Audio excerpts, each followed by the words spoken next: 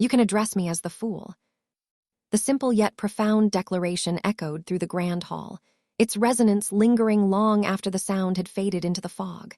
Though the words dissipated in the mist, they reverberated deeply within Audrey's and Alger's hearts, stirring waves of awe and reverence. Neither had expected such a title, but somehow it fit perfectly, mysterious, powerful, and unfathomably strange. After a brief silence, Audrey rose gracefully, lifting her skirt slightly and offering a curtsy. "Honorable Mr. Fool, would you please permit me the liberty of requesting you to be the witness of our trade?" "It's nothing," Joe Mingrui, now embodying the Fool, replied evenly, his tone carrying the composed authority of his newfound persona. "It's our honor, Mr. Fool," Alger followed, placing his hand over his chest and bowing with solemn respect. With a calm smile, Joe Mingrui lowered his hand and gestured lightly. "Continue, the both of you." Alger nodded and turned to Audrey. "If you can obtain the ghost shark's blood, send it to the Warrior and Sea Bar at Pelican Street in the White Rose borough of Pritz Harbor. Tell the boss, Williams, that it's what the captain wants. Once I confirm receipt, should I mail the formula to an address you provide, or tell it to you directly here?" Audrey thought for a moment, smiling brightly. "Let's do it here, it's more secure, though it will test my memory." Her confidence suggested she already believed there would be another asterisk gathering. Turning to the Fool with sparkling eyes, she asked curiously, "Mr. Fool, would you mind making a few more attempts like this?" Alger, intrigued, quickly supported the suggestion. "Mr. Fool, don't you find such gatherings interesting? Though your powers surpass our imagination, there may still be domains unfamiliar to you. The lady across from me is clearly of noble background, while I have my own unique experiences and resources. Perhaps one day, we could assist you with matters inconvenient for you to handle directly."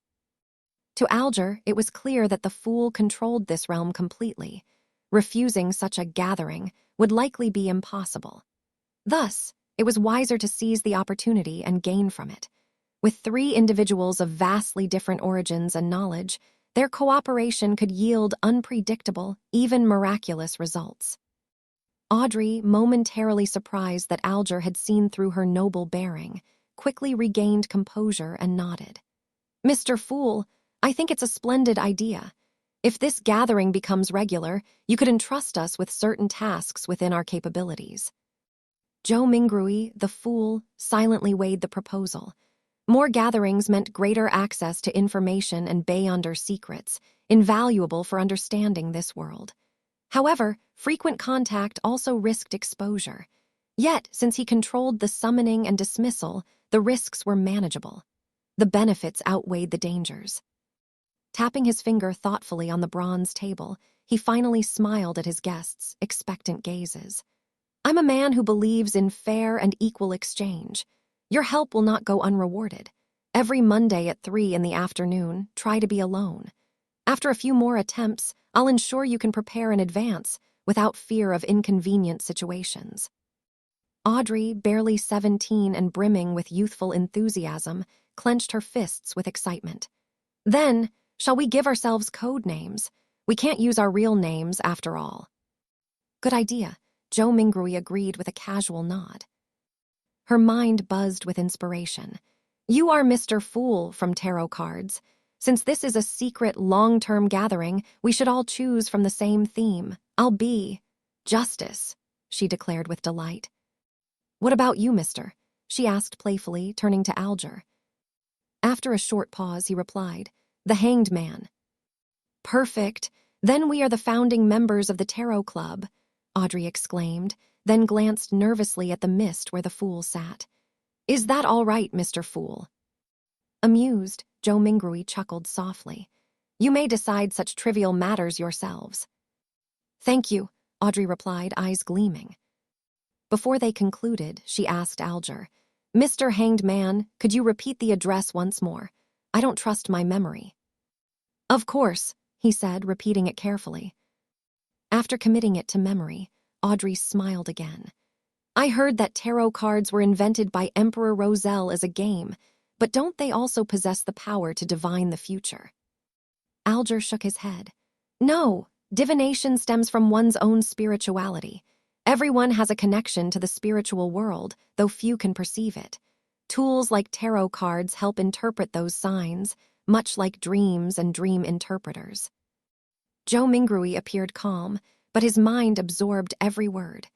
Slowly, a dull pain began to pulse behind his temples.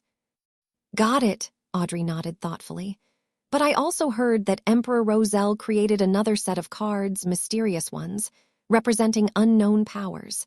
There were 22 in total, and later he used them as a reference for the major arcana. Is that true? She turned expectantly to the fool, but he merely smiled and looked at Alger, as if inviting him to answer. Alger straightened slightly. Yes, it said that Emperor Roselle once saw the blasphemy slate. Those cards contain the profound mysteries of the 22 paths of the divine. 22 paths of the divine, Audrey echoed dreamily. Just then, Joe Mingrui's headache worsened. The invisible connection between himself, the crimson stars, and the gray fog wavered.